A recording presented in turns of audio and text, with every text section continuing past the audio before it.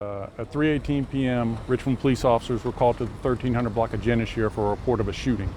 When they arrived on scene, they found 4 victims. One was deceased on scene. His age is 16 years old. The other 3 were taken to a local hospital with what are described as non-life-threatening wounds. I want to be clear, this is the 4th juvenile that's been killed in the last 2 weeks in our city.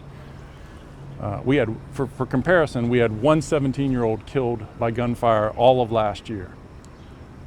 So what we're doing to address this issue is we're calling in officers who are at home right now to patrol our streets and our hotspot areas.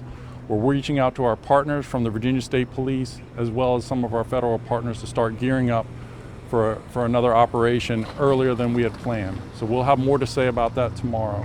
But tonight I'm asking the community, number one, to let us do our jobs, don't seek retaliation, and if anyone has information about this crime or any crime that's happened in the last 2 weeks, to please call 780-1000.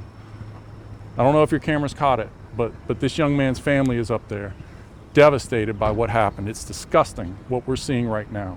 People need to put these guns down and handle their disputes the way we used to, not with guns, but at worst with your words and fists. So I'm asking everyone to put the guns down, let us do our job so that we can get through this. Can you confirm if this is the same family that had the murder from last year in the same neighborhood, like same registry where the memorial was and stuff? I can't at this point. And Chief, you said this is the 4th juvenile killed in how many weeks? In a little over 2 weeks.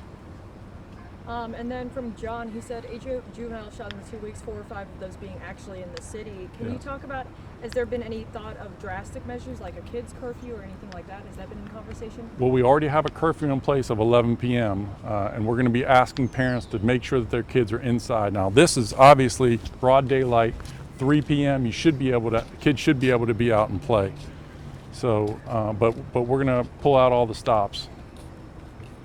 Can you talk about too, like, what advice would you have to anyone that's struggling, or maybe, like you said, may want to seek retaliation to, discourage you not to?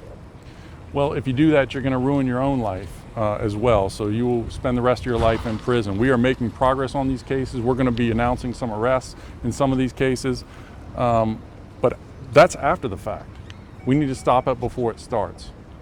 Chief, I just spoke with you on Friday. Yep. We talked about this. We talked about violence prevention. Now we're back in here today. You talk about how you're feeling. I can tell that this is something that's really, you're getting emotional about this. Well, I spent most of my career as a homicide detective, and what happened up there, having to do death notifications, having to meet parents who are burying their children is incredibly disheartening, and we just need to stop. And then what are your thoughts on, since April of last year was considered the most deadly shooting time, and now that we're going into April this year? Yeah, I mean, I don't know why it would be. Normally the summer months are, but last year we had 10 murders, and we're at 7 already, and we're not even the full way through this month. So we were going to be doing our quarterly crime briefing. So the first quarter, we had a significant reduction in murders. The first quarter of last year we had 18. This first quarter we had 11, so that's a good reduction. But for whatever reason, for the last 2 weeks, we've been experiencing this spat of violence, and I'm just begging our community to put the guns down and not work out your disagreements with gunfire. So 7 murders in the month of April so far, including this one? Yes.